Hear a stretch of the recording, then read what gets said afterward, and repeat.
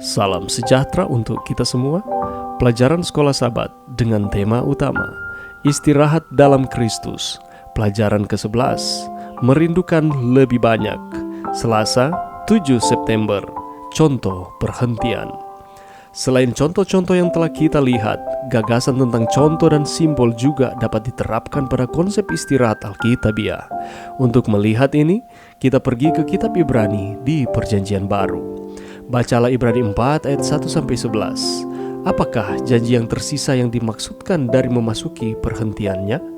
Bagaimanakah pengalaman Israel selama keluaran dan pengembaraan di padang belantara memberikan wawasan tambahan tentang gagasan memasuki perhentian Allah? Tema ketekunan dan kesetiaan sangat penting di sini. Meskipun berbicara tentang Sabat hari ke-7, fokus utama dari ayat-ayat ini dan apa yang muncul sebelumnya di dalam Ibrani 3 ayat 7-19 sebenarnya adalah panggilan bagi umat Allah untuk bertahan dalam iman, yaitu untuk tetap setia kepada Tuhan dan Injil.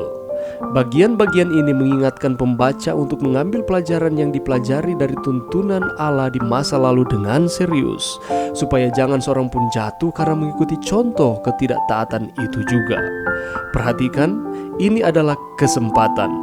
Israel memang mendengar Injil. Ayat melanjutkan, tetapi firman itu tidak menguntungkan mereka. Bukannya iman mereka dikuatkan dengan percaya dan penurutan, mereka memilih pendurhakaan. Dan dengan demikian, mereka tidak pernah mengambil istirahat yang Allah inginkan untuk mereka. Ibrani 4 ayat 3 menunjuk pada hubungan erat antara iman dan istirahat. Kita dapat masuk ke dalam perhentiannya hanya ketika kita percaya dan mempercayai Dia yang menjanjikan istirahat dan yang dapat memenuhi janji ini, dan tentu saja itu adalah Yesus Kristus. Bacalah kembali Ibrani 4 ayat 3. Apakah masalah utama yang dirujuk dari orang-orang tersebut? Pelajaran apakah yang dapat kita ambil dari hal ini untuk diri kita sendiri? Kita yang telah memiliki Injil diberitakan juga kepada kita sama seperti kepada mereka. Komunitas Kristen mula-mula menerima wahyu Allah sebelumnya, apa yang kita sebut Perjanjian Lama, dan percaya bahwa Yesus Kristus adalah anak domba Allah, korban untuk dosa-dosa mereka, dan dengan iman dalam korban itu, mereka dapat mengalami keselamatan di dalam Yesus dan istirahat yang kita persembahkan di dalam Dia.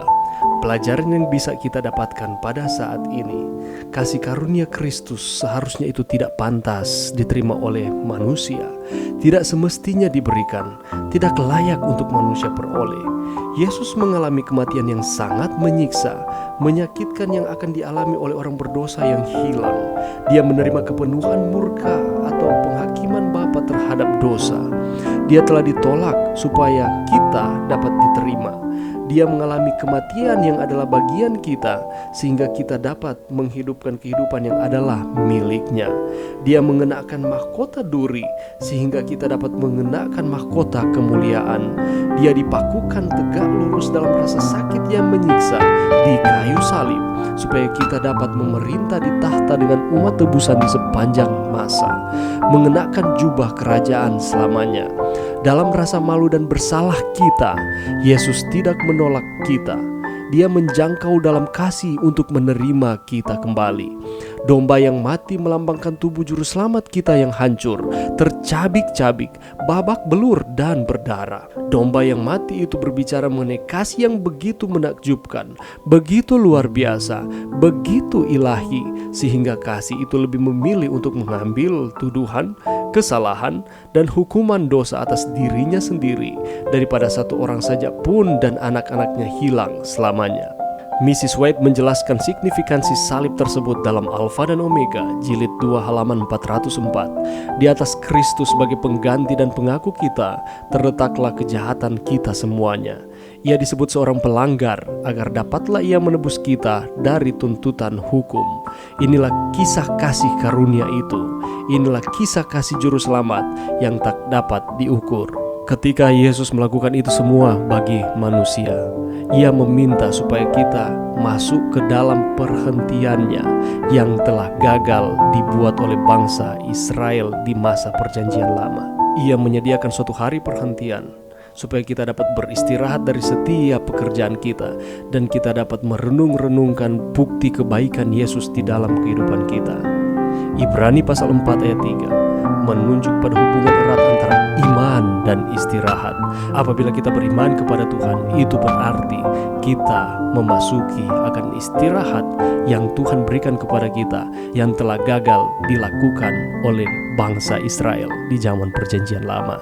Mari kita memasuki akan hari perhentian yang Tuhan berikan kepada kita, dan kita akan mendapatkan istirahat hanya di dalam Tuhan. Mari berdoa. Terima kasih atas kebaikan Yesus di kayu salib, mati dan memberikan kesempatan kepada kami untuk kami terus menjadi anak-anak Tuhan. Dan terima kasih atas istirahat yang Tuhan berikan. Bukti kami beriman kepada Tuhan, kami akan masuk ke dalam perhentian itu. Ini doa kami di dalam nama Yesus. Amin.